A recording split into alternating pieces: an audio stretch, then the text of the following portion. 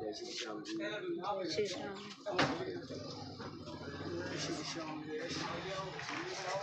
देसी का प्रसाद है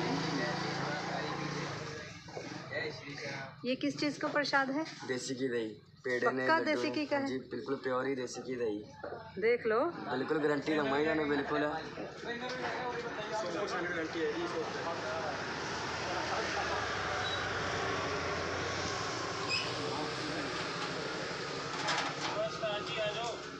जी आओ।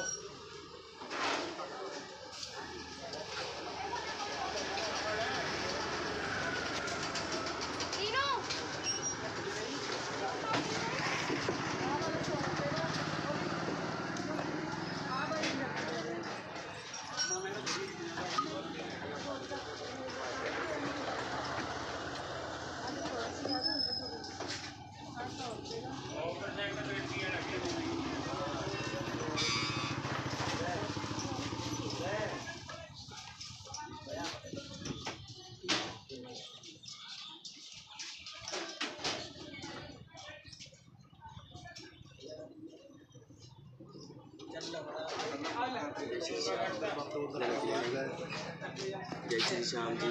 जय श्री राम। कैसे लगता है आपको यहाँ पर दुकान करके? बिल्कुल बढ़िया लगता है। कैसे महसूस करते हो? बिल्कुल बाबा जी दर पे बैठे मतलब कि बढ़िया ही लगता है, मतलब बढ़िया लगता है। बोलो जय श्री श्याम। जय श्री श्याम।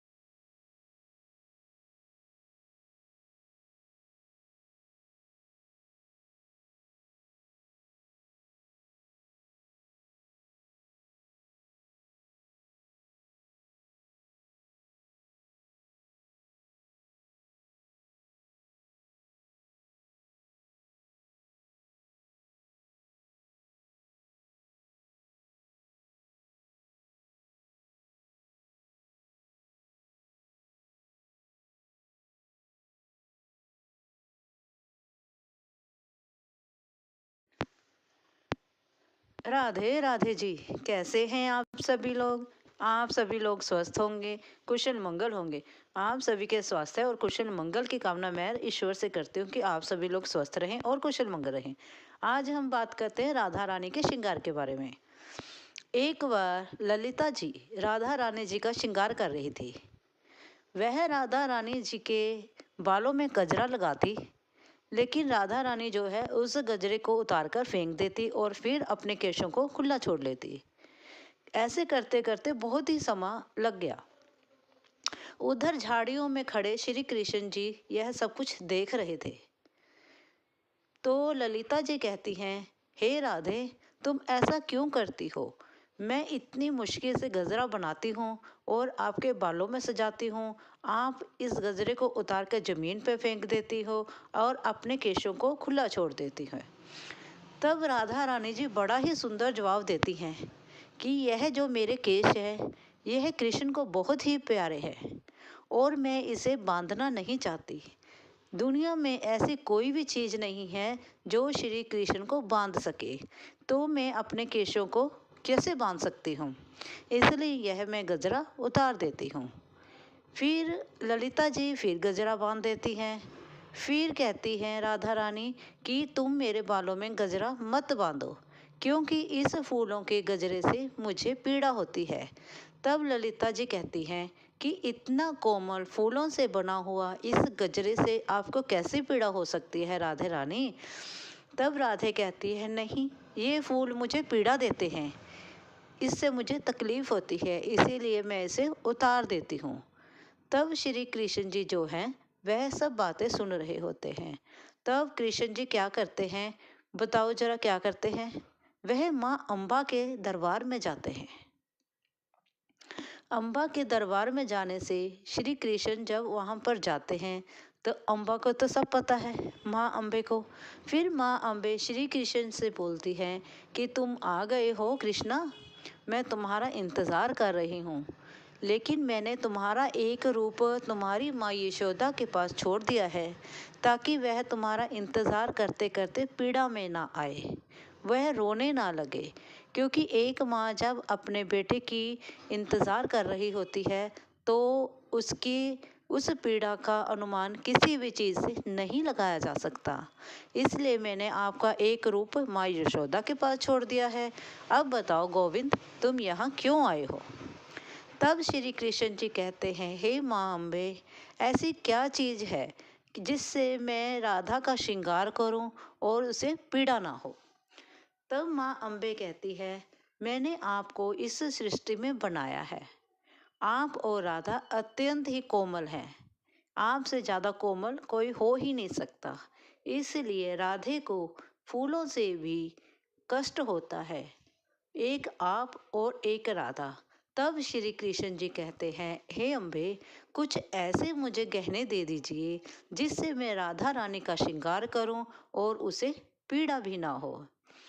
तब माँ अम्बे जो है उसे तथास्तु कहती हैं और कहती हैं, जैसे गोविंद तुम्हारी इच्छा वैसा ही होगा।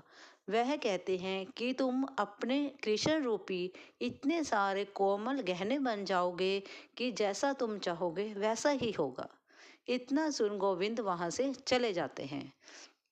एक दिन फिर जो ललिता जी हैं राधा रानी का श्रृंगार कर रही होती हैं, तब इतने भारी भारी गहनों में सजा हुआ राधा रानी को देखकर कृष्ण जो देखते हैं वह कहते हैं, यह राधा जो है मेरे लिए इतना श्रृंगार करती है, कितनी पीड़ा सहती है, क्यों ना मैं ऐसा कुछ करूं जिससे इसे पीड़ा भी ना हो और यह मेरे लिए श्रृंगार भी कर पाए।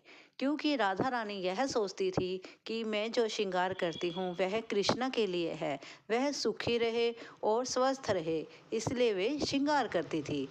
इतना सोच गोविंद क्या करते हैं, अम्बे माता का दिया हुआ जो वरदान था उसके जरिए अपने शरीर से कोमल कोमल गहने प्रकट करते हैं और वह राधा रानी को पहना देते हैं।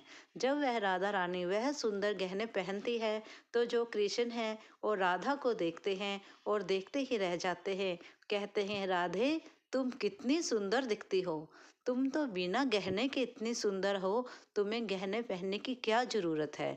तब राधा इतना सुंदर उत्तर देती है, हे कान्हा, यह गहने मैं खुद के लिए नहीं पहनती हूँ, ये गहने मैं आपके लिए पहनती हूँ, ताकि आप सुखी रहें, स्वस्थ रहें और सुरक्षित रहें और आपको कोई रोग दोष ना हो, इसलिए ये मैं गहने आपके प्रति पहनती हूँ।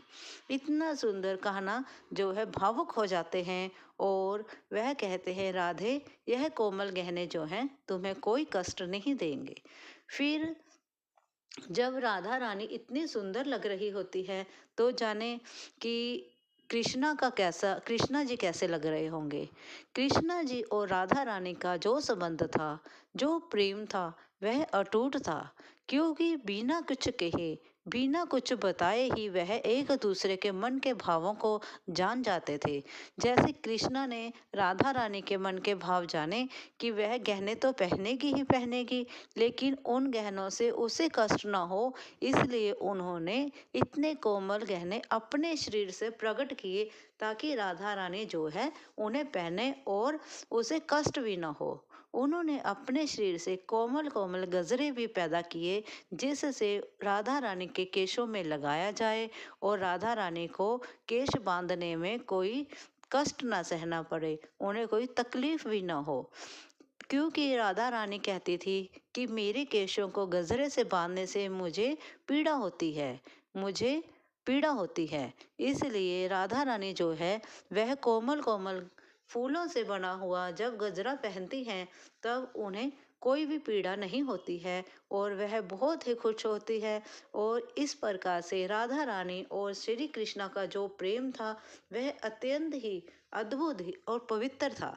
इसी प्रकार से हमारा प्रेम अपने ईश्वर के प्रति होना चाहिए, ताकि हम भी अपने मन के भावों को बिना कुछ शब्दों में बांधे हुए अपने ईश्वर के साथ प्रकट करें और ईश्वर हमारे भावों को बिना शब्दों में ऐसे ही मन से भावों को समझ जाएं कि इस व्यक्ति को, इस भक्त को मेरी ज़रूरत है और इसे क्या कष्ट है। इतना गहरा हमारा प्रेम अपने ईश्वर के साथ होना चाहिए और यह एक अद्भुत प्रेम होता है। ईश्वर का और भक्त का अद्भुत मिलन होता है जब ईश्वर अपने भक्त के मन के भावों को समझने लगे।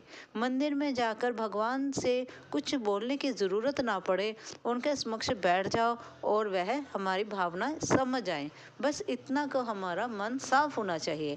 अगर आपको मेरी वीडियो अच्छी लगी हो प्लीज़ लाइक और सब्सक्राइब करें और प्रेम से बोले राधे राधे राधे। और गंगा माता भी है। आ जाओ, चलो आ जाओ, पौड़े जगह तो खड़ी है ना, देख लो पता नहीं क्या बुला लिया माता ने। क्रोकोडाइल, मगरमच्छ, बिल्ली का बच्चा।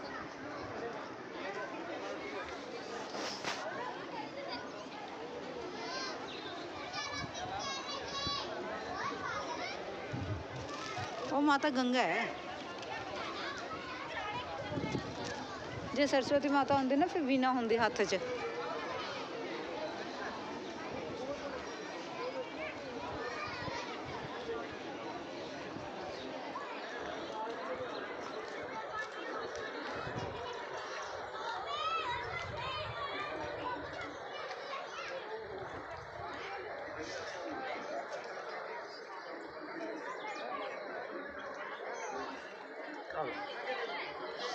उधर किधर जा रहे हो? पता की है कितने जा रहे हैं? मंदिर उधर है, इधर है। चलो भाई चलो बोलो फायदा की क्यों गुड़िया चलो उधर है भगवान शिव का मंदिर तो।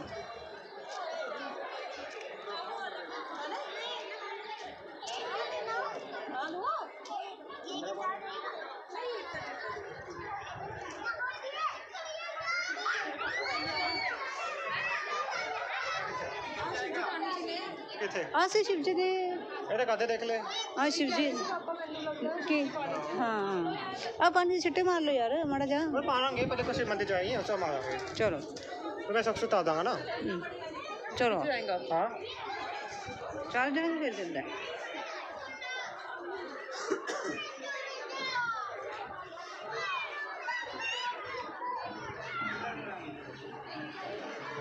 ਉਹ ਸੀ ਮਾਂ ਭਗਵਾਨ शिव ਦਾ ਮੰਦਿਰ ਦੇਖਣ नीचे।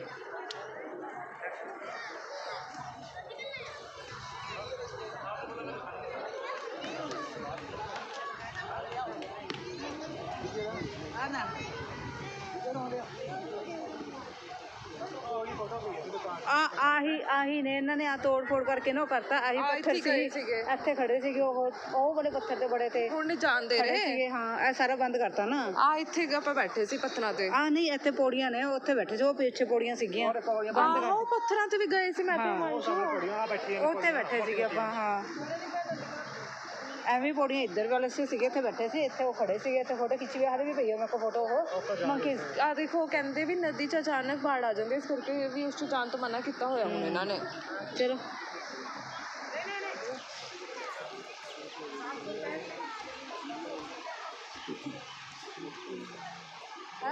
अचानक ये तो गंगा है, गंगा नदी है ना, गंगा बनाई हुई है ना माता रानी गंगा उत्थे ते माँ गंगे है। जब फिर शिव जी हैं तो शिव जी ने माँ गंगा नू अपने जटा च कैद किया से ना, तो उत्थे फिर माँ गंगा ही कहती होएगी जिते भगवान शिव जी है।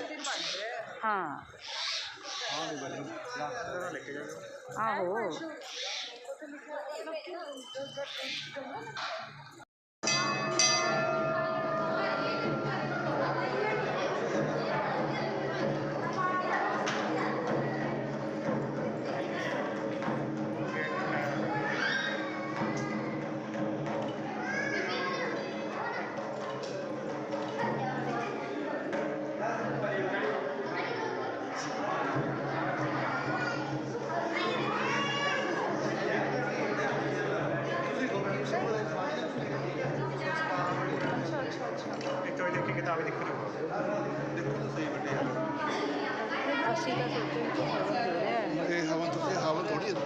मैं तो वीडियो बना रही थी, हवन हो रहा मैं दिखे ही नहीं। ਤੁਸੀਂ ਸਾਫ ਤਾਂ ਦੇਖੋ।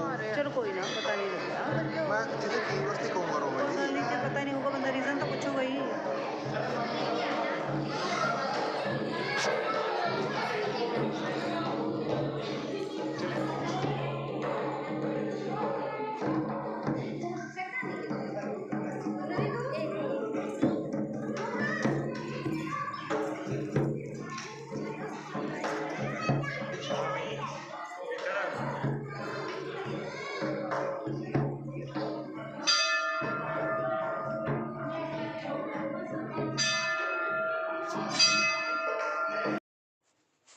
राधे राधे जी, कैसे हैं आप सभी लोग? आप सभी लोग स्वस्थ होंगे, कुशल मंगल होंगे। आप सभी के स्वास्थ्य और कुशल मंगल की कामना मैं ईश्वर से करती हूँ। परिस्थिति के अनुसार हमें ढल जाना चाहिए, जैसी जैसी परिस्थिति हो उस प्रकार से हमें ढल जाना चाहिए। आज मैं इस प्रकार से कोई वीडियो आपको बताऊंगी। आपको परिस्थिति के अनुसार हमें ढल जाना चाहिए, इससे रिलेटेड मैं आपको कुछ सुनाती हूँ। एक बार जब श्री रामचंद्र जी सिंहासन पर बैठे थे, और जब वह सिंहासन पर बैठे थे तो उनकी रिंग अंगूठी जो निकलकर नीचे गिर गई, और नीचे गिर जाने के कारण वह एक छोटी सी छेक थी, जो फर्श जैसे कहते हो ज़मीन में एक छोटी सी खुड थी, छेक, उसमें चली गई। वहीं पर श्री हनुमान भक्त, उनके भक्त खड़े थे, हनुमान, जो कि बिल्कुल छोटा रूप भी ले सकते थे और विराट रूप भी धारण कर सकते थे, क्योंकि हनुमान तो शक्तिमान थे, वह सब कुछ कर सकते थे। उन्होंने क्या देखा कि मेरे प्रभु श्री राम की जो अंगूठी है वह पृथ्वी के खोल में चली गई है, छेक में चली गई है। तो उन्होंने क्या किया, अपने आप को इतना छोटा बना दिया, इतना छोटा बना दिया कि वह उस छोटे से होल में, उस छोटे से खुड में चले गए और वहाँ से श्री रामचंद्र जी की रिंग ले आए और उन्हें वह रिंग वापस कर दी। इससे हमें यह पता लगता है कि हमें अपनी परिस्थितियों के अकॉर्डिंग अपने आप को ढाल लेना चाहिए। अगर हम किसी भी समय जिस कंडीशन में हों, जिस पोजीशन में हों, परेशानी में हों, या स्वस्थ हैं या खुश हैं, जिस प्रकार का हमारा समय है या आसपास में हमारे जिस प्रकार का समय चल रहा है, उस तरह से हमें ढल जाना चाहिए। जब हम अपने आप को दूसरों के अकॉर्डिंग ढाल लेते हैं या दूसरों के अकॉर्डिंग हम ढल जाते हैं, उसी को जीवन कहते हैं, उसी को जीवन कहते हैं। जैसे कि जब हम किसी के यहाँ कोई दुख होता है तो हम अपने आप को ढाल लेते हैं, तो हम उसके साथ दुख बांटने जाते हैं, तो हम वहाँ जाके हाँ हाँ ही थोड़ी करते हैं। उनके साथ हम भी उसी स्वर में बात करते हैं ताकि उसको ठेस ना पहुँचे। और जब हम किसी शादी विवाह में जाते हैं तो हम उसी की खुशी में शामिल होकर वहाँ पर पूरा डिस्को डांस करते हैं। ठीक है ना जी।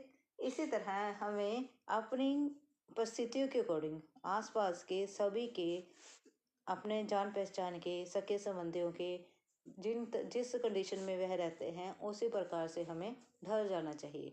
अगर वह हनुमान जी उस समय छोटे ना होते तो श्री रामचंद्र जी की अंगूठी कैसे वापस आती। इससे हमें यह पता लगता है कि रामचंद्र जी की इच्छा के लिए उनके भक्त श्री हनुमान जी छोटे से बनकर उनकी रिंग ले आए, तो हमें भी भगवान को पाने के लिए हर परिस्थिति का सामना करते हुए शिव भक्ति में, या जिस भगवान जी को भी आप मानते हैं, कृष्ण भक्ति में लीन हो जाना चाहिए। और हमें भगवान को पाने के लिए हर प्रकार से प्रयत्न करना चाहिए। उनकी भक्ति करो। इन पाप पुण्यों में या एक झूठ सूच में कुछ भी नहीं है। मन साफ होना चाहिए, स्वस्थ होना चाहिए। मन साफ हो तो मन साफ से, अगर मन साफ है तो सब कुछ अपने पास है। अगर आप सच्चे मन से भगवान जी को याद करते हैं तब सच्चे मन से भगवान जी भी आपकी जरूर सुनते हैं। हमें इसलिए अपनी परेशानी भगवान जी के समक्ष रखनी चाहिए, किसी दूसरे के समक्ष नहीं। अगर आप भगवान जी के समक्ष अपनी परेशानी रखोगे तो आप देखोगे कि आपके बिना आपके हाथ में कुछ होने के बावजूद भी वह आपकी परेशानी को जरूर हल करेंगे और आपका साथ देंगे। इसलिए भगवान जी पर भरोसा रखते हुए उनके चरणों में अपने सुख दुख अपने आप को न्यौछावर करें। और उनके सहयोग के साथ हमें भगवान जी से ये नहीं मांगना चाहिए हमें गाड़ी दो, बंगला दो। हमें तो भगवान जी ही मांग लेने चाहिए कि भगवान जी आप मुझे अपना साथ दो, अपना आशीर्वाद दो। अगर आप मेरे तो सब मेरे, अगर भगवान हमारे तो सब कुछ हमारा। इसलिए भगवान जी पर भरोसा रखो और अपने अच्छे कर्म करते रहो और दूसरों की मदद करो, किसी ज़रूरतमंद की सहायता करो। बस इतना ही काफ़ी है। अगर हम ये छोटी छोटी 2 बातें अपनी ज़िंदगी में नोट कर लें कि दूसरों की मदद करनी है और अपने मन को साफ रखना है, तो सब कुछ हमें ज़िंदगी में किसी प्रकार की भगवान जी कमी नहीं छोड़ेंगे। हमें सब कुछ ज़िंदगी में मिल जाएगा। आप मेरी इस वीडियो से सहमत हैं? अगर हैं तो लाइक और सब्सक्राइब जरूर करें। थैंक यू जी। राधे राधे जी। कैसे हैं आप सभी लोग? आप सभी लोग स्वस्थ होंगे, कुशल मंगल होंगे।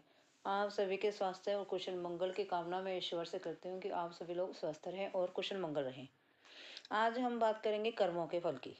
कर्मों के फल, जैसे कि आप सभी जानते हैं, कर्मों के फल के अकॉर्डिंग ही हमें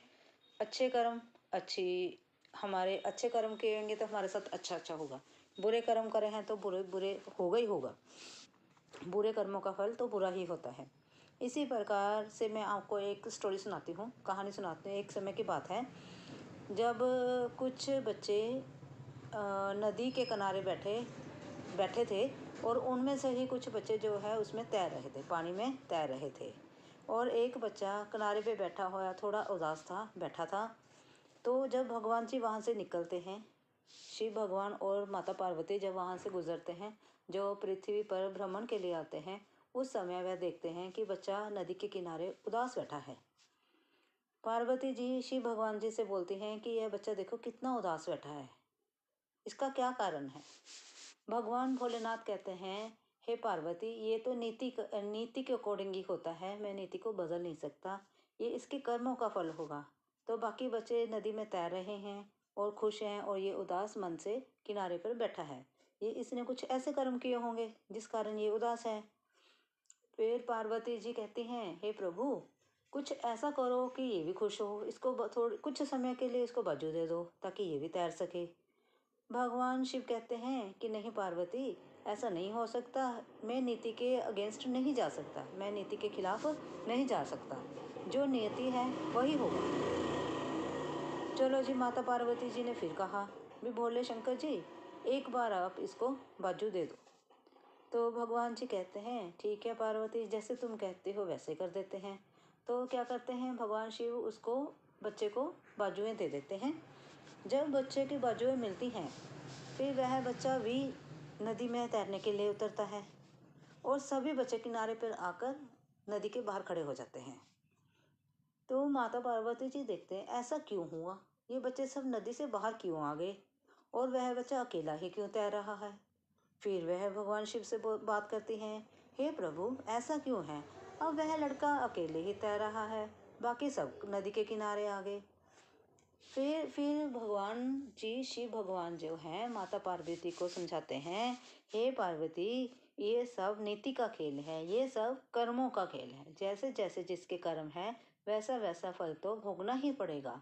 इस लड़के ने बाजू मिलने के कारण जब ये तैर रहा है तो इसने बाकी बच्चों को डुबोने की कोशिश की पानी में, तो वह बच्चे इस डर के कारण कि हम कहीं डूब ना जाएं, वह नदी से बाहर आकर किनारे पे खड़े हो गए और यह बच्चा अकेला ही नदी में रह गया तैरने के लिए। इसने पिछले जन्म में भी कुछ ऐसे ही कर्म किए होंगे जिसके कारण इसकी बाजू इस बार नहीं है। इसने इन्हीं बाजुओं से कुछ ऐसे बुरे कर्म किए होंगे, ऐसे कुछ बुरे कार्य करे होंगे जिसके कारण उसे ये सजा मिली है। इसीलिए इसकी इस जन्म में बाजू नहीं है और जब इसको बाजू मिली तो यह अपने कर्मों के अकॉर्डिंग तो बंधा हुआ था और जो इसने पिछले जन्मों में बुरा किया, कर्मों में बुरा किया, वह ही उसी कारण यह अब भी बुरा कर रहा है। इसने ये नहीं सोचा कि मुझे बाजू मिले हैं मैं आनंदित हूँ, नहीं, इसने उसी का फ़ायदा उठाकर बाकी बच्चों को डुबोने की कोशिश की। इसने इस बाजू से फिर बुरा कर्म किया। इसलिए नीति जो होती है वही होता है, नीति के अगेंस्ट हम नहीं जा सकते हैं और जैसे जैसे इंसान के कर्म होते हैं वैसा वैसा ही फल भोगना पड़ता है। जैसे कि कर्म तेरे अच्छे, जैसे जैसे कर्म होते हैं वैसा वैसा ही फल होता है। जैसे कि एक कहावत है ना जी, जैसे कि कर्म तेरे अच्छे तो किस्मत तेरी दासी और नीयत तेरी अच्छी तो घर में ही जमुना काशी। उसी प्रकार या मथुरा काशी लगा लो, एक ही बात है। उसी प्रकार हमें अच्छे कर्म करने चाहिए और अच्छे अच्छे कर्म कर कर हमारे जो भाग्य के जो ग्रंथ हैं, जो हमारी भाग्य की कापी है, उसमें कुछ बुरे कर्म ना आए, हमारे हाथों से कुछ बुरा ना हो, इसलिए हम अच्छे कर्म करें और भगवान की स्याही से हमारे अच्छे अच्छे कर्म ही लिखे जाएं, ताकि आने वाले समय में हमें कुछ भी बुरा ना भुगतना पड़े और हम अच्छे कर्म करें और प्रभु की निगाह में हम अच्छे इंसान बने, ताकि भगवान जी जब हमारे को लेने आए तो उन्हें ये कष्ट ना हो कि इस व्यक्ति ने कितने बुरे कर्म किए, बल्कि इस प्रकार से उनको कष्ट हो, इस इंसान ने अपने जन्म में बहुत अच्छे कर्म किए हैं, मुझे बहुत दुख है कि मुझे इसे लेके जाना पड़ रहा है, काश मैं इसे ना ले जा पाता। लेकिन फिर भी जो नियति होती है वो तो होगा ही, तो उनको हमें लेके तो जाना ही जाना है, अच्छे कर्म करो चाहे बुरे कर्म करो। लेकिन भगवान जी एक बार सोचने के लिए मजबूर हों कि इस इंसान ने अपने जीवन में बहुत अच्छे कर्म किए हैं। अगर आपको वीडियो अच्छी लगी हो तो इसमें से अगर आपको कुछ भी अच्छा लगा हो, प्लीज़ अपने लाइफ में ज़रूर आप उसको इस्तेमाल करें और लाइक और सब्सक्राइब ज़रूर करें। थैंक यू जी। राधे राधे जी, कैसे हैं आप सभी लोग? आप सभी लोग स्वस्थ होंगे, कुशल मंगल होंगे। आप सभी के स्वास्थ्य और कुशल मंगल की कामना मैं ईश्वर से करती हूँ कि आप सभी लोग स्वस्थ रहें और कुशल मंगल रहें। आज हम बात करेंगे कर्मों के फल की। कर्मों के फल, जैसे कि आप सभी जानते हैं, कर्मों के फल के अकॉर्डिंग ही हमें अच्छे कर्म हमारे अच्छे कर्म किएंगे तो हमारे साथ अच्छा अच्छा होगा, बुरे कर्म करें हैं तो बुरे बुरे होगा ही होगा, बुरे कर्मों का फल तो बुरा ही होता है। इसी प्रकार से मैं आपको एक स्टोरी सुनाती हूँ, कहानी सुनाती हूँ। एक समय की बात है जब कुछ बच्चे नदी के किनारे बैठे थे और उनमें से ही कुछ बच्चे जो है उसमें तैर रहे थे, पानी में तैर रहे थे और एक बच्चा किनारे पे बैठा हुआ थोड़ा उदास था, बैठा था। तो जब भगवान जी वहाँ से निकलते हैं, शिव भगवान और माता पार्वती जब वहाँ से गुजरते हैं, जो पृथ्वी पर भ्रमण के लिए आते हैं, उस समय वह देखते हैं कि बच्चा नदी के किनारे उदास बैठा है। पार्वती जी शिव भगवान जी से बोलती हैं कि यह बच्चा देखो कितना उदास बैठा है, इसका क्या कारण है। भगवान भोलेनाथ कहते हैं, हे पार्वती ये तो नीति के अकॉर्डिंग ही होता है, मैं नीति को बदल नहीं सकता, ये इसके कर्मों का फल होगा।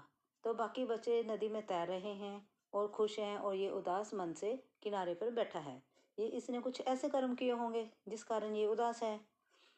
फिर पार्वती जी कहती हैं, हे प्रभु कुछ ऐसा करो कि ये भी खुश हो, इसको थोड़ी कुछ समय के लिए इसको बाजू दे दो ताकि ये भी तैर सके। भगवान शिव कहते हैं कि नहीं पार्वती, ऐसा नहीं हो सकता, मैं नीति के अगेंस्ट नहीं जा सकता, मैं नीति के खिलाफ नहीं जा सकता, जो नियति है वही होगा। चलो जी, माता पार्वती जी ने फिर कहा भी भोले शंकर जी, एक बार आप इसको बाजू दे दो। तो भगवान जी कहते हैं ठीक है पार्वती, जैसे तुम कहते हो वैसे कर देते हैं। तो क्या करते हैं भगवान शिव, उसको बच्चे को बाजुएं दे देते हैं। जब बच्चे की बाजुएं मिलती हैं फिर वह बच्चा भी नदी में तैरने के लिए उतरता है और सभी बच्चे किनारे पर आकर नदी के बाहर खड़े हो जाते हैं। तो माता पार्वती जी देखते हैं ऐसा क्यों हुआ, ये बच्चे सब नदी से बाहर क्यों आ गए और वह बच्चा अकेला ही क्यों तैर रहा है। फिर वह भगवान शिव से बात करती हैं, हे प्रभु ऐसा क्यों है, अब वह लड़का अकेले ही तैर रहा है, बाकी सब नदी के किनारे आ गए। फिर भगवान जी, शिव भगवान जो हैं माता पार्वती को समझाते हैं, हे पार्वती ये सब नीति का खेल है, ये सब कर्मों का खेल है, जैसे जैसे जिसके कर्म है वैसा वैसा फल तो भोगना ही पड़ेगा।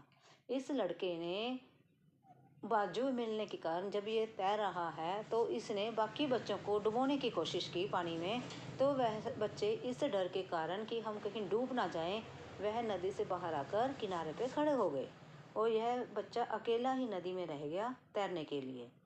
इसने पिछले जन्म में भी कुछ ऐसे ही कर्म किए होंगे जिसके कारण इसकी बाजुएं इस बार नहीं हैं। इसने इन्हीं बाजुओं से कुछ ऐसे बुरे कर्म किए होंगे, ऐसे कुछ बुरे कार्य करे होंगे जिसके कारण उसे ये सजा मिली है। इसीलिए इसकी इस जन्म में बाजू नहीं है और जब इसको बाजू मिली तो यह अपने कर्मों के अकॉर्डिंग तो बंधा हुआ था और जो इसने पिछले जन्मों में बुरा किया, कर्मों में बुरा किया, वह ही उसी कारण यह अब भी बुरा कर रहा है। इसने ये नहीं सोचा कि मुझे बाजू मिले हैं मैं आनंदित हूँ, नहीं, इसने उसी का फ़ायदा उठाकर बाकी बच्चों को डुबोने की कोशिश की। इसने इस बाजू से फिर बुरा कर्म किया। इसलिए नीति जो होती है वही होता है, नीति के अगेंस्ट हम नहीं जा सकते हैं और जैसे जैसे इंसान के कर्म होते हैं वैसा वैसा ही फल भोगना पड़ता है। जैसे कि कर्म तेरे अच्छे, जैसे जैसे कर्म होते हैं वैसा वैसा ही फल होता है। जैसे कि एक कहावत है ना जी, जैसे कि कर्म तेरे अच्छे तो किस्मत तेरी दासी और नीयत तेरी अच्छी तो घर में ही जमुना काशी। उसी प्रकार या मथुरा काशी लगा लो, एक की बात है। उसी प्रकार हमें अच्छे कर्म करने चाहिए और अच्छे अच्छे कर्म कर कर हमारे जो भाग्य के जो ग्रंथ हैं, जो हमारी भाग्य की कापी है, उसमें कुछ बुरे कर्म ना आए, हमारे हाथों से कुछ बुरा ना हो, इसलिए हम अच्छे कर्म करें और भगवान की स्याही से हमारे अच्छे अच्छे कर्म ही लिखे जाएं ताकि आने वाले समय में हमें कुछ भी बुरा ना भुगतना पड़े और हम अच्छे कर्म करें और प्रभु की निगाह में हम अच्छे इंसान बने, ताकि भगवान जी जब हमारे को लेने आए तो उन्हें ये कष्ट ना हो कि इस व्यक्ति ने कितने बुरे कर्म किए, बल्कि इस प्रकार से उनको कष्ट हो, इस इंसान ने अपने जन्म में बहुत अच्छे कर्म किए हैं, मुझे बहुत दुख है कि मुझे इसे लेके जाना पड़ रहा है, काश मैं इसे ना ले जा पाता। लेकिन फिर भी जो नियति होती है वो तो होगा ही, तो उनको हमें लेके तो जाना ही जाना है, अच्छे कर्म करो चाहे बुरे कर्म करो। लेकिन भगवान जी एक बार सोचने के लिए मजबूर हों कि इस इंसान ने अपने जीवन में बहुत अच्छे कर्म किए हैं। अगर आपको वीडियो अच्छी लगी हो तो इसमें से अगर आपको कुछ भी अच्छा लगा हो प्लीज़ अपने लाइफ में ज़रूर आप उसको इस्तेमाल करें और लाइक और सब्सक्राइब ज़रूर करें। थैंक यू जी। राधे राधे जी, कैसे हैं आप सभी लोग? आप सभी लोग स्वस्थ होंगे, कुशल मंगल होंगे। आप सभी के स्वास्थ्य और कुशल मंगल की कामना मैं ईश्वर से करती हूँ कि आप सभी लोग स्वस्थ रहें और कुशल मंगल रहें। आज हम एक राज्य की बात बताते हैं। एक राज्य में, एक राजमहल में एक बार एक जादूगर आता है। वह राजा की परमिशन लेके उनके महल में जादू दिखाने का सोचता है। राजा जो है उस जादूगर को जादू दिखाने की परमिशन दे देता है और वह जादूगर राजमहल में, राज्यसभा में जो है जादू दिखाता है। राज दरबार में जो जो उपस्थित होते हैं सभी जादूगर की भिन्न भिन्न प्रकार की झांकियाँ, भिन्न भिन्न प्रकार के जादू देखकर बहुत प्रसन्न होते हैं और खुश हो जाते हैं। तब जादूगर जो है वह भी उन्हें खुश देखकर बहुत प्रसन्न होता है कि सभी लोगों को मेरा जादू बहुत पसंद आया। सभी लोगों को जब उनका जादू पसंद आता है तब जादूगर में थोड़ा सा अहम आ जाता है। अहंकार आने के कारण वह कह उठता है कि इस राज्य में क्या कोई ऐसा व्यक्ति है जो मेरे जादू को चुनौती दे। इससे पहले कि राजा उससे अपनी हार से, अपनी मालाओं से, गले से निकाल के मालाओं से उसे इनाम दे, उससे पहले ही वहाँ पर विराजमान एक व्यक्ति जो उनका राजा का जो एक सबसे अहम व्यक्ति है, जो उनका सबसे बुद्धिमान व्यक्ति है राजमहल का, वह उठता है और कहता है, हाँ मैं तुम्हें चुनौती देता हूँ, मैं तुम्हारे जादू को चुनौती देना चाहता हूँ। तब जादूगर कहता है, हाँ बताओ तुम क्या जादू दिखाओगे। फिर वह व्यक्ति बोलता है, जादू तो मैं इस प्रकार से दिखाऊंगा जो मैं बंद आंखों से कर सकता हूँ वह तुम खुली आंखों से नहीं कर सकते। जादूगर हैरान होता है कि ऐसा क्या जादू दिखाएगा कि जो ये बंद आंखों से कर लेगा लेकिन मैं खुली आंखों से नहीं कर सकता। पूरे महल में जो है उत्साहित हो जाते हैं सभी लोग कि हाँ कुछ करके दिखाओ, हमें भी दिखाओ, हमें भी दिखाओ। इस प्रकार से सारा दरबार जो है गूंज उठता है। तो जादूगर को भी यही कहना ही पड़ा, चलो मानना पड़ा उसको भी। उसने कहा चलो ठीक है, तुम बंद आंखों से कर दो, मैं खुली आंखों से कर दूंगा। जादूगर ने चुनौती को स्वीकार कर लिया। ठीक है ना जी। तो वह व्यक्ति बड़ा चतुर था, चतुराई के कारण तो वह वैसे ही मशहूर था, तभी तो राज्य महल का वह अहम व्यक्ति था। यूं ही थोड़ी अहम बन गया, अगर वह चतुर था तभी बन गया ना, तभी तो राजा ने उसे अपना स्पेशल व्यक्ति बनाया, उसको अपना अहम व्यक्ति बनाया। तो वह व्यक्ति कहता है कि जाओ लाल मिर्ची लेकर आओ। उसके कहने पर दरबार में लाल मिर्च का पाउडर जो है वह हाजिर कर दिया जाता है और फिर वह कहता है कि मैं आंखें बंद करता हूँ, तुम मेरे आंखों पर लाल मिर्ची डाल दो। फिर वह व्यक्ति आंखें बंद करता है और उसकी आंखों में लाल मिर्ची डाल दी जाती है। फिर जादूगर ने यही करना होता है, उसने तो खुली आंखों से करना था, फिर उसकी आंखों में खुली में मिर्ची डाली जाती है तो वह चिलमिला उठता है। इस प्रकार से पूरे महल में वह जादूगर इतना ज़्यादा तिलमिला उठता है। नेचुरली है कि तिलमिलाएगा तो है ही, जब आंखों में मिर्ची जाएगी तकलीफ तो होगी। वह दूसरा व्यक्ति था, उसकी आंखें बंद थी, जब उसकी आंखों में मिर्ची लगी तो वह तड़फा ही नहीं, वह तिलमिलाया नहीं, उसे कोई फर्क नहीं पड़ा। इस प्रकार से उस व्यक्ति ने जादूगर का जो घमंड है वह तोड़ा। तब इस प्रकार से हमें भी यही चुनौती मिलती है, इस प्रकार से हमें यही शिक्षा मिलती है कि हमें भी कोई भी काम करके हमें अहंकार नहीं करना चाहिए और किसी भी चुनौती को स्वीकार करने से पहले उसे सोच समझ लेना चाहिए। ऐसा ना हो कि हम अपने अहम में, अपने घमंड में ऐसी चुनौती स्वीकार कर लें कि जैसे जादूगर का हाल हुआ, कहीं हम भी उसी प्रकार से पछताएं। इस प्रकार से काम वह करें, सोच समझ के करें, जो भी करें सुरक्षित होकर करें। पहले देखें कि आप जो काम कर रहे हैं वह सही है या गलत है। जो आप कार्य कर रहे हैं उससे आपको या किसी दूसरे को कोई नुकसान तो नहीं होगा और फिर वह कार्य संपन्न करें। ऐसा ना हो कि आपके द्वारा किया गया कार्य किसी दूसरे व्यक्ति को दुख दे, तकलीफ दे या आपको खुद दे। इसलिए अगर आपको यह कथा अच्छी लगी हो प्लीज़ लाइक और सब्सक्राइब जरूर करें। धन्यवाद जी। राधे राधे जी। कैसे हैं आप सभी लोग? आप सभी लोग स्वस्थ होंगे, कुशल मंगल होंगे। आप सबके स्वास्थ्य और कुशल मंगल की कामना मैं ईश्वर जी से करती हूँ कि आप सभी लोग स्वस्थ रहें और खुश रहें। आज हम बात करते हैं प्रभु सिमरन की।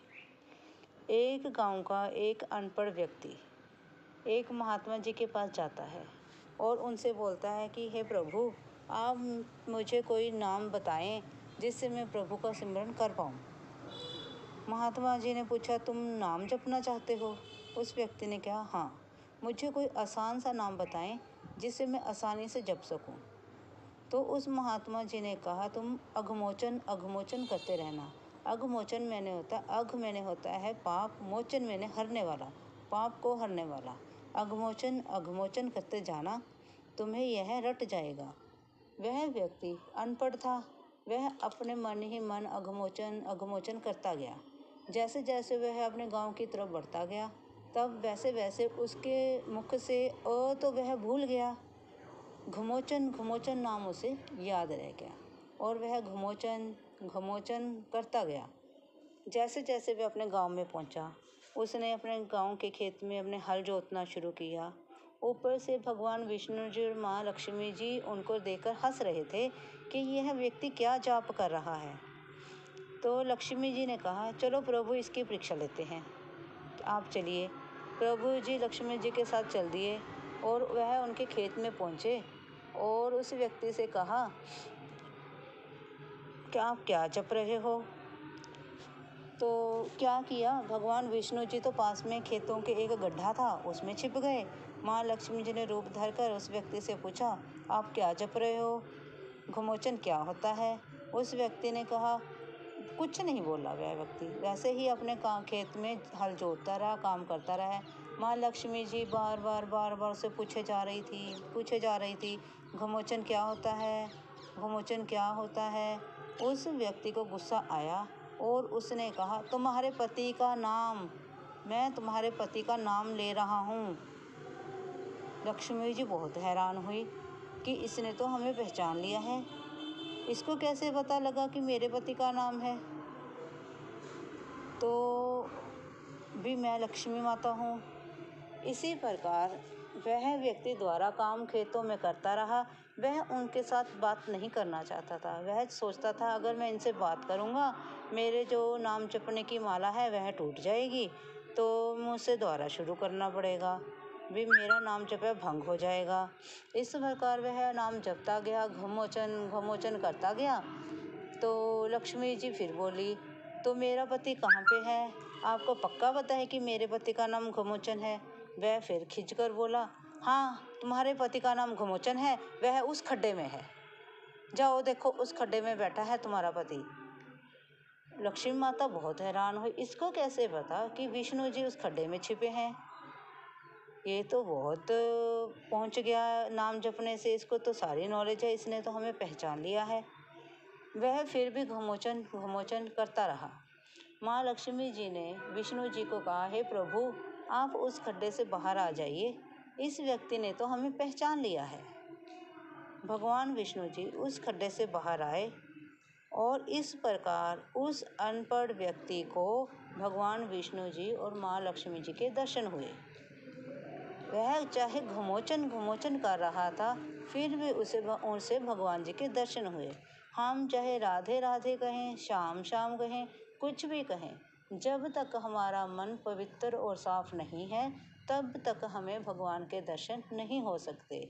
और भगवान जी भी हमें यह नहीं देखते कि हम नहाए हैं नहीं नहाए हैं, साफ कपड़े पहने हैं नहीं पहने हैं। वह तो हमारी भावना देखते हैं, वह हमारी लालसा देखते हैं कि हम भगवान जी को कितना प्रेम करते हैं और भगवान को कितना पाना चाहते हैं। वह हमारे अंदर के भाव देखते हैं। इस प्रकार से वे हमें मिलते हैं। कहीं जाने की ज़रूरत नहीं, कहीं भागने की ज़रूरत नहीं, किसी के पीछे ना भागो। अपने खुद के रोज़ की दिनचर्या में, रोज़ के कामकाज में आप अपने रोज़ के काम करते करते भगवान जी का नाम सिमरन करें। आप राम राम जपें, राधे श्याम जपें, श्याम श्याम जपें, राधे कृष्णा जपें, हरि ओम साईं राम जपें, हरि ओम जपें, या फिर हर हर महादेव जपें। कुछ भी नाम आपको जो अच्छा लगे, जिसमें आपको सुख मिले, आपको आनंद मिले, वह नाम का आप सिमरन करें और अपने दिनचर्या में व्यस्त रहें, अपने कामकाज करते रहें और प्रभु का नाम सिमरन करते रहें। इसी प्रकार भगवान जी के दर्शन होते हैं। भगवान जी ये नहीं देखते कि हम नहाए हैं या नहीं नहाए हैं, कपड़े बदले हैं या नहीं बदले हैं। वह तो हमसे अपने प्रति प्रेम चाहते हैं। जब हम भगवान जी को प्रेम देंगे तो भगवान जी तो हमारे पास भागे भागे चले आएंगे। भगवान जी भक्त की श्रद्धा पर दौड़े चले आते हैं। भक्त जब भगवान को सच्चे मन से एक बार पुकारता है, प्रभु नंगे पांव दौड़े आते हैं। अगर आपको वीडियो अच्छी लगी हो तो प्लीज़ लाइक और सब्सक्राइब जरूर करें। थैंक यू जी। राधे राधे जी। कैसे हैं आप सभी लोग? आप सभी लोग स्वस्थ होंगे, कुशल मंगल होंगे। आप सभी के स्वास्थ्य और कुशल मंगल की कामना मैं ईश्वर से करती हूँ कि आप सभी लोग स्वस्थ रहें और कुशल मंगल रहें। आज हम बात करते हैं हनुमान जी की। हनुमान जी की, जैसे कि हम सभी लोग जानते हैं कि हनुमान जी ब्रह्मचारी थे। जैसे कि हम सभी लोग जानते हैं कि हम हनुमान जी जो थे ब्रह्मचारी थे। ये तो हमें किसी को ही नहीं पता कि हनुमान जी की शादी भी हुई थी। एक बार जब हनुमान जी अपने विद्या प्राप्त करने के लिए सूर्यदेव के पास गए, क्योंकि सूर्यदेव उनके गुरु थे। वह सूर्यदेव जी से विद्या प्राप्त कर रहे थे। हनुमान जी सूर्यदेव जी से विद्या प्राप्त कर रहे थे, तो इसलिए वह सूर्यदेव जी के पास गए। उन्होंने सूर्यदेव जी से कहा कि मुझे 9 शिक्षाएं दे दीजिए। सूर्यदेव ने कहा ठीक है जी। तब सूर्यदेव जी ने उन्हें अपना शिष्य बना लिया। आप सभी जानते हैं कि हनुमान जी जो थे आज्ञाकारी थे और वह अपने कर्तव्य के पक्के थे, कर्तव्य पालन करने के पक्के थे। इसलिए उन्होंने सूर्यदेव को अपने गुरु के रूप में स्वीकार किया और उनसे उन्होंने विद्या लेनी शुरू कर दी। जब सूर्यदेव जी ने हनुमान जी को 5 विद्याएं दे दी, उसके बाद हनुमान जी ने कहा, हे सूर्यदेव, आपने हमें 5 विद्या दी और बाकी की 4 विद्या क्यों नहीं दी? तब सूर्यदेव जी ने कहा कि इस 4 विद्याओं के लिए तुम्हें शादी करनी होगी। हनुमान जी शादी करने के लिए तैयार हो गए। अब लड़की कहाँ से मिले और हनुमान जी के मुताबिक लड़की कहाँ से मिले? तब सूर्यदेव जी ने कहा, मेरी पुत्री परम तपस्वी जो स्वर्चला नाम की लड़की है, उसके साथ तुम शादी कर लो। तब हनुमान जी ने सूर्यदेव की आज्ञा पाकर स्वर्चला नाम की लड़की से शादी कर ली। जैसे हनुमान जी ने उनसे शादी की, तब सूर्यदेव ने उन्हें आगे की 4 विद्याएं दी। तो कुल मिलाकर अब सूर्य भगवान जी ने हनुमान जी को 9 विद्याएं प्रदान कर दी और हनुमान जी ने अपने गुरुदेव सूर्य भगवान जी से 9 विद्याएं दान में ले ली। जब ये विद्या संपन्न हुई, तब जो स्वर्चना एक अजीवन मैंने पूरे जीवन के लिए तपस्या पर बैठ गई। इस प्रकार अजीवन तपस्या पर जीवन तपस्या पर बैठ गई और इसी प्रकार से वह हनुमान जी जो थे ना, वह ब्रह्मचारी ही रहे। इसीलिए आज भी हनुमान जी को ब्रह्मचारी ही कहा जाता है, क्योंकि तभी तो कहते हैं कि ना, वीर हनुमान ब्रह्मचारी हैं, औरतें उनको हाथ मत लगाएं, छुए मत। और इस तपस्या के कारण इन 9 निधि, जैसे कि हम कह देते हैं किसी भी स्टोरी में 9 निधि 12 सिद्धियाँ, इसी प्रकार उन्होंने 9 विद्याएं सूर्यदेव जी से प्राप्त की। और आज भी हनुमान जी का और स्वर्चला नाम की जो उनकी पत्नी थी, उनका मंदिर तेलंगाना में स्थित है और आज भी वहाँ लोग उनके दर्शन के लिए जाते हैं। अच्छा मंदिर बना है, सुंदर है, अद्भुत है। और हनुमान जी को तो आप जानते हैं, अगर हम हनुमान जी की पूजा करते हैं, आराधना करते हैं, तब हनुमान जी हमारी इच्छाएं जरूर पूरी करते हैं और वह अपने कर्तव्य से नहीं भागते। हनुमान जी की पूजा अर्चना करने के लिए हमें राम राम का जाप करना होता है, ठीक है ना जी, क्योंकि हनुमान जी को श्री रामचंद्र जी अति प्रिय और उनके तन मन हृदय में सभी में रामचंद्र जी का वास है। तो इसलिए जब हम राम राम जी का जाप करेंगे, श्री रामचंद्र जी के नाम का जाप करेंगे, तब तो हनुमान जी को तो आना ही पड़ेगा और हमारा कार्य पूर्ण करना ही होगा। अगर आप मेरी इस वीडियो से सहमत हैं तो प्लीज़ लाइक और सब्सक्राइब ज़रूर करें। थैंक यू जी। राधे राधे जी। कैसे हैं आप सभी लोग? आप सभी लोग स्वस्थ होंगे, कुशल मंगल होंगे। आप सभी के स्वास्थ्य और कुशल मंगल की कामना मैं ईश्वर से करती हूँ कि आप सभी लोग स्वस्थ रहें और कुशल मंगल रहें। एक दिन शिव और पार्वती इस धरती के भ्रमण पर निकले। शिव और पार्वती जब इस धरती का भ्रमण करने के लिए निकले, तब पार्वती जी ने सोचा, इस पृथ्वी का भ्रमण करते हुए क्यों ना मैं शिव के दिल की बात जानने की कोशिश करूं। यह सोचते हुए उन्होंने शिव जी से पूछा, हे भोलेनाथ, हे प्रभु, आप मुझे ये बताएं, इस धरती पर, इस सृष्टि में आपको सबसे प्रिय क्या है? तो शिव बोले, हे पार्वती, तुम मुझसे यह सब प्रश्न क्यों पूछ रही हो?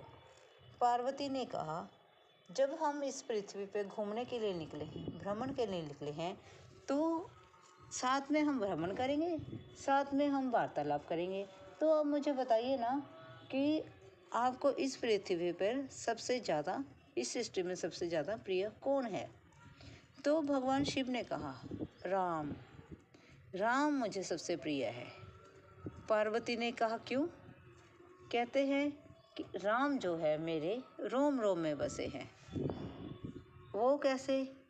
कहते हैं, भोले शंकर जी कहते हैं, हे पार्वती, जो राम है वे सत्य हैं और सत्य के ऊपर कुछ नहीं है, इसलिए राम मुझे अति प्रिय है और वह मेरे आराध्य हैं। इतना कहकर वह घूम रहे थे। फिर पार्वती जी कहते हैं, हे भोले शंकर, हे प्रभु, आप अपने शरीर पर ये भस्म क्यों लगाते हैं? शमशान की ये भस्म अपने शरीर पर क्यों लगाते हैं? तो भगवान जी कहते हैं, सुनो पार्वती, मैं तुम्हें सुनाता हूँ। इस संसार में सबसे प्रिय मुझे भगवान राम हैं और भगवान राम का नाम जो लेता है, जो इंसान प्रभु का नाम लेता है, प्रभु राम का नाम लेता है, वह मुझे सबसे प्रिय है। और जब इंसान दुनिया से चला जाता है, तब आप देखते होंगे कि जब एक शव को कंधे पर उठाकर लिए जा रहे होते हैं और जब वह शमशान के पास पहुंचते हैं, तो सुनने को क्या मिलता है? राम नाम सत्य है, राम का नाम सत्य है, यही सुनने को मिलता है।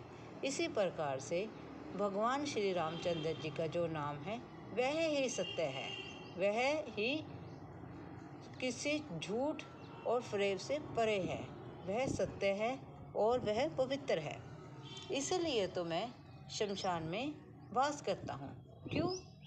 जो इंसान, जो शरीर, जो मृतक देह इतने सारे पाप करने वाले मनुष्य से, इतने सारे फरेबी और पापी इंसानों से राम का नाम बुलवा सकती है, वह देह कितनी पवित्र होगी।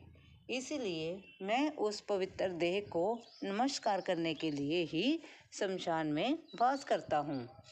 और वो शमशान घाट में जो भी व्यक्ति उस शव को लेकर आते हैं, उनके मुंह से राम का नाम कितनी बारों सुनकर मैं आनंदित हो जाता हूँ और प्रफुल्लित हो जाता हूँ और मुझे इस प्रकार की बहुत खुशी मिलती है कि मुझे राम का नाम सुनने को मिला है और इसीलिए ही मैं वहाँ पर वास करता हूँ।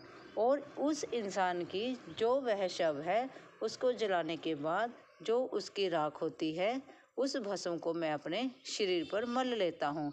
क्यों? क्योंकि उस इंसान को उस शव ने, उस मृतक देह ने इतने सारों लोगों के मुख से राम का नाम बुलवाया है और वह कितनी महान होगी और कितनी पवित्र होगी। इसीलिए और उस देह को उठाने वाले वह लोग जिन्होंने राम का उच्चारण किया, राम शब्द का उच्चारण किया, तो वह उस शब्दों से कितनी ही पवित्र हो गई होगी। तो मैं उस निर्णय से मैं उस जो भस्म होती है उसको अपने शरीर पर मल लेता हूँ। इसलिए ही मैं शमशान घाट में वास करता हूँ, क्योंकि मुझे राम अति प्रिय है। इस पृथ्वी पर, इस संसार में, इस सृष्टि में जो कोई जीव, जो कोई इंसान राम नाम का उच्चारण करेगा, राम नाम का सिमरन करेगा, वह मुझे अत्यंत ही प्रिय होगा और वह मेरे सभी भक्तों में महान होगा, सभी भक्तों में सबसे आगे होगा। क्यों? क्योंकि मुझे राम नाम बहुत ही अति प्रिय है। इसलिए हमें अपने कार्य के साथ साथ राम नाम का उच्चारण करते रहना चाहिए। काम ना छोड़ो, कुछ ना छोड़ो। कहते हैं कि सभी काम करो, छोटा है बड़ा है जैसा भी है, सभी काम करो, ढंग से करो। उसी प्रकार जो भी कार्य करो, अच्छा करो बुरा करो, जुत्ती बनाओ, खाना बनाओ, जो भी है, आप सफाई करो और कोई कार्य करो, जो भी कार्य करते हैं आप उसी कार्य में राम नाम का सिमरन शामिल कर लो। कार्य करते कार्य हाथ से करने हैं, आंखों से करने हैं, मन से और जीवा से तो आपने राम का सिमरन करना है। किसी न किसी कार्य तो ऐसे होंगे जिसमें आपने बोलकर कार्य नहीं करना होगा। तो हर काम करते करते, कोई भी जो कार्य है उसको करते करते आप राम का सिमरन करते रहें, तभी तो आप प्रभु को पा सकेंगे। अगर आप प्रभु को पाना चाहते हैं तो राम का नाम सिमरन जरूर करें और इस वीडियो को लाइक और सब्सक्राइब जरूर करें। Thank you ji.